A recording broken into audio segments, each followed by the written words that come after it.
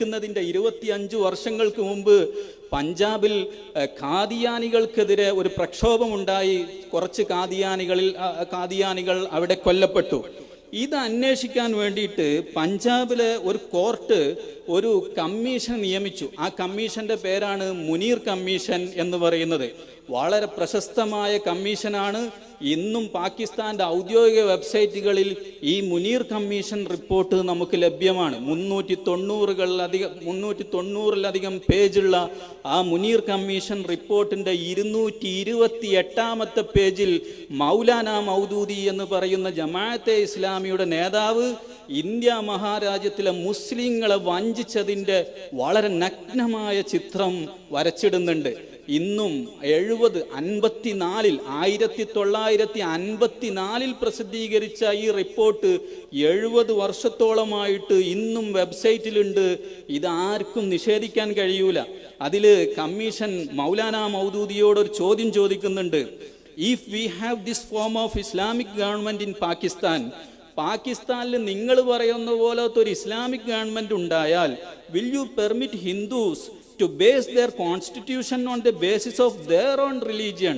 ഹിന്ദുക്കളെ അവരുടെ മതത്തിനനുസരിച്ചിട്ടുള്ള ഒരു ഭരണഘടന അനുസരിച്ച് ഇന്ത്യ ഭരിക്കാൻ താങ്കൾ സമ്മതിക്കുമോ എന്ന് പറഞ്ഞാൽ, ഇന്ത്യയിലെ ഹിന്ദുക്കൾക്ക് ഹിന്ദുക്കളുടെ ഒരു ഭരണഘടന അനുസരിച്ച് ഭരിക്കാൻ താങ്കൾക്ക് സമ്മതമുണ്ടോ എന്ന ചോദ്യത്തിന് മൗലാന മൗദൂദി പറയുന്ന ഉത്തരം, പാകിസ്ഥാനിൽ നിന്ന് അദ്ദേഹം പറയുന്ന ഉത്തരം, സെർട്ടൈൻലി, തീർച്ചയായിട്ടും ഇന്ത്യയിലെ ഹിന്ദുക്കൾ അവർക്ക് ഹിന്ദു മതം അനുസരിച്ച് ഒരു ഹിന്ദു രാജ്യം പണിയാനുള്ള എല്ലാ സമ്മതവും എൻ്റെ ഭാഗത്തുനിന്നുണ്ട് എന്ന് പറഞ്ഞിട്ട് അവിടെ അയാൾ നിർത്തുന്നില്ല.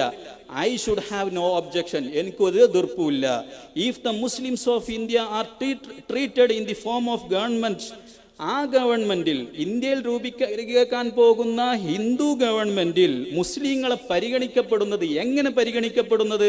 ആസ് ശൂദ്രാസ് ആൻഡ് മാലിഷസ്, അവരെ ശൂദ്രന്മാരെ പോലെ. ഹിന്ദു കാസ്റ്റ് സിസ്റ്റം, ജാതി വ്യവസ്ഥയിലെ ഏറ്റവും താഴ്ന്ന വിഭാഗക്കാരാണ് ശൂദ്രന്മാർ. ഈ ശൂദ്രന്മാരെ പോലെയും മ്ലേച്ഛന്മാരെ പോലെയും ഹിന്ദു രാജ്യത്ത് മുസ്ലിങ്ങളെ, ഇന്ത്യയിലെ മുസ്ലിങ്ങളെ പരിഗണിക്കപ്പെടുന്നതിൽ കൊണ്ട് എനിക്ക് യാതൊരു പ്രശ്നവുമില്ല. And Manu's laws are applied to them, മനുവിൻ്റെ, ഹിന്ദുക്കളുടെ ഏറ്റവും ഔദ്യോഗിക ഗ്രന്ഥമായ മനുവിൻ്റെ ലോ അവരുടെ മേൽ അടിച്ചേൽപ്പിക്കുന്നതും എനിക്കൊരു പ്രശ്നമില്ല.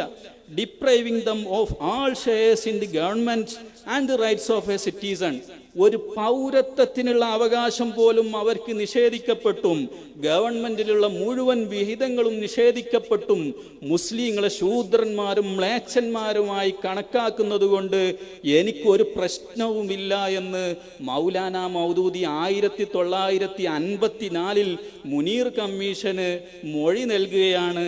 അന്ന് തന്നെ 1954 മേയിൽ തന്നെ മുനീർ കമ്മീഷൻ ഈ റിപ്പോർട്ട് പബ്ലിഷ് ചെയ്യുകയാണ്. In fact such A state of affairs already existing in India. എന്നിട്ട് അദ്ദേഹത്തിന്റെ വക ഒരു കളവും കൂടി കൂട്ടുന്നു. ഇപ്പം ഇന്ത്യയിൽ അങ്ങനെയാണ് നടന്നുകൊണ്ടിരിക്കുന്നത്. യഥാർത്ഥത്തിൽ നമ്മൾ മനസ്സിലാക്കണം. ഇത് പറയുമ്പോൾ ഈ കമ്മീഷൻ റിപ്പോർട്ട് പ്രസിദ്ധീകരിച്ചതിന് ശേഷം 25 വർഷം മൗലാന മൗദൂദി ഈ ലോകത്ത് ജീവിച്ചു. അദ്ദേഹം ഈ 25 വർഷത്തിൻ്റെ ഇടയിൽ ധാരാളം പുസ്തകങ്ങൾ എഴുതി, ലേഖനങ്ങൾ എഴുതി, പ്രഭാഷണങ്ങൾ നടത്തി. എവിടെയും അദ്ദേഹം ഇതിനെ തിരുത്തി പറഞ്ഞിട്ടില്ല.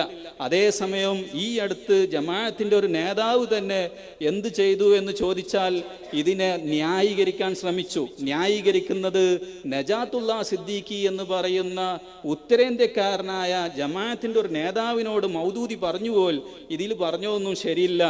നമുക്ക് ചോദിക്കാനുള്ളത്, ഈ റിപ്പോർട്ട് പബ്ലിഷ് ചെയ്തതിന് ശേഷം 25 വർഷം മൗദൂദി ജീവിച്ചിട്ട് അന്ന് മുതൽ ഇന്ന് വരെ ഈ റിപ്പോർട്ട് സമൂഹത്തിൽ ഉണ്ടായിരിക്കെ മൗദൂദിയുടെ ഏതെങ്കിലും ഒരു പുസ്തകത്തിൽ, മൗദൂദിയുടെ ഏതെങ്കിലും ഒരു പ്രഭാഷണത്തിൽ മൗദൂദി ഇത് നിഷേധിക്കാൻ തയ്യാറായോ എന്നുള്ളതാണ്.